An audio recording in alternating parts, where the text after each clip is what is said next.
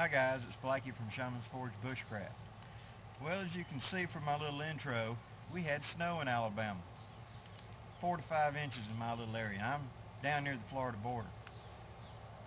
Winter wonderland to us, which we call it the blizzard of 2010. I know it's not a blizzard. I've been up north in real blizzard. But you gotta understand, down here to us, it is. Plus the fact, it isn't that we shut down the south for a half inch of snow because we don't know how to drive in it, because we want to play in it. And we don't get to play in it that often. So it's sort of our big snow day. Anyway, I'm going to set up and heat me up a little cocoa and have a little talk with you. Hang with me. We'll get started in just a second. Well, like I said, we've had 3 inches of snow here. And so today I got to fulfill, in the last 24 hours, a lot of my boyhood dream of camping in the snow. And I'm working on one of my others right now, turning a canteen cup full of snow into a thing of hot chocolate. That's a skill I hadn't got to practice yet.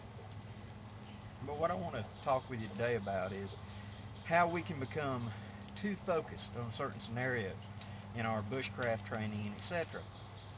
Now I have a friend who has a very nice assault rifle, all kinds of ammunition, and him and other guys go out and they play in the woods and they practice small unit tactics, etc. And that's well and good. I have no problem with that. But he considers himself prepared for a disaster. Well, the problem with that is his family hasn't participated in any of this. So let's say a Katrina level event happens, an earthquake, a blizzard, a hurricane, something like that, and it forces you to go into survival mode. Now, if you've ran around and practiced all this survival and etc., and life is great, yep, you're prepared. Are you prepared to take care of your family? That's the question. Are you prepared for injured? Have you practiced in setting up a field kitchen to cook all the food that's going to be ruining in your refrigerator if you don't get it out and cook it? Have you got camping gear that can handle the cold? Have you got camping gear that you can set up in any configuration? So there's the problem. Quite often in bushcraft we become so focused on, well, in this scenario X, and this X could be nuclear disaster, it could be hurricane, it could be whatever. We become convinced that that's the biggest threat to us and that's what we should focus on. So we tailor our training to fit that scenario. There's nothing wrong with that. Still go with that idea. But at the same time, you need to also consider the fact that Murphy's Law, that might not be the way it goes. Now, the reason I bring this up is the bulk of my training is in the swamps of lower Alabama, Florida, edge of Georgia. And so I've got a lot of training in how to be in jungle, wet environments, deal with mosquitoes, snakes, how to get off the ground, how to start a fire when everything's sopping wet, etc. I'm looking at 3 inches of snow. If I hadn't taken the time to practice other forms, I might be a fish out of water right now. There were a lot of people when Katrina hit that they were expecting a little wind, a little rain, like it had always done. And then when it was all over, the trucks would start rolling up with the food, and the National Guard would be going up and down the street cleaning up the debris. Didn't happen, did it? You need to prepare not just for yourself, but for those that you love, those that you care about, and in different ways to how to take care of them.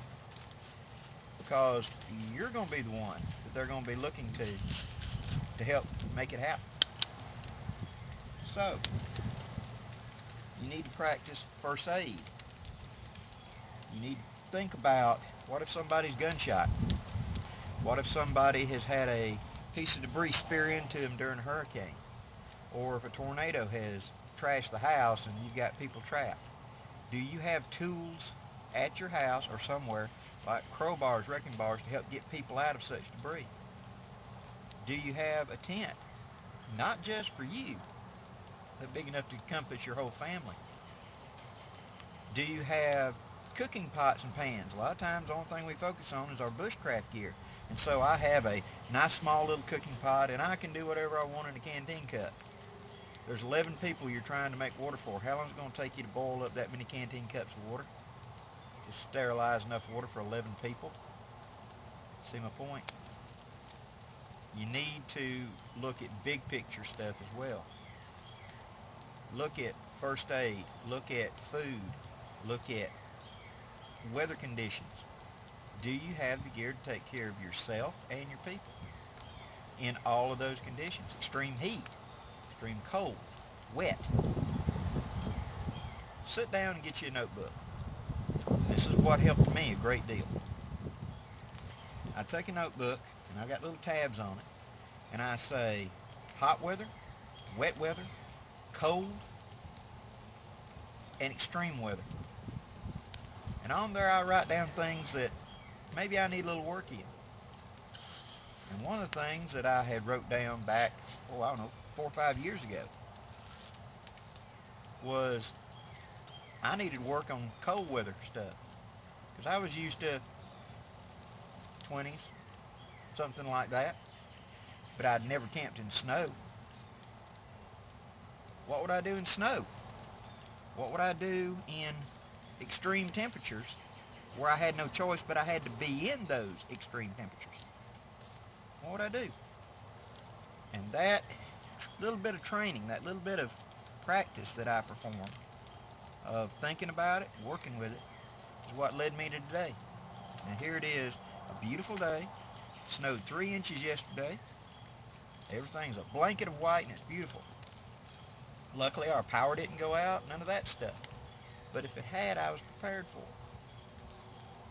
Many of the naysayers that I'm friends with and etc., they said, don't ever worry about it, it's never going to snow of any amount. I remember an ice storm in the 70s that shut down power for nearly a week in my area. There's a lot of people in Oklahoma right now that's having that same problem. Think about the unexpected, because that's what you're probably going to be dealing with. Now, just an idea, and I wish you well. I wish you safe journeys, and I hope you have a great day. This is Blackie for Shaman's Forge Bushcraft. I'll see you on the trail.